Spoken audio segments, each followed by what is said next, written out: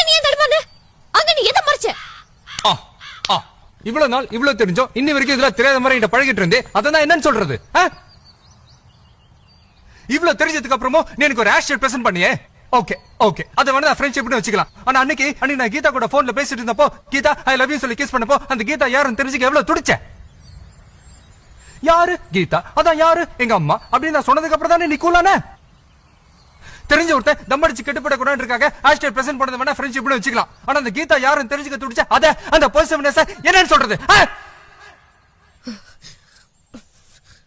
என்னடா அது? மொட்டை மாடல ஒரு பொண்ணு கூட தனியா ஒரு 5 நிமிஷம் உட்கார்ந்து பேசிட்டு இருக்க முடியல, அதுக்குள்ள 1000 தப்பு கண்டுபிடிக்கிற ஒரு ஈகோயிஸ்டிக் கேரக்டர்.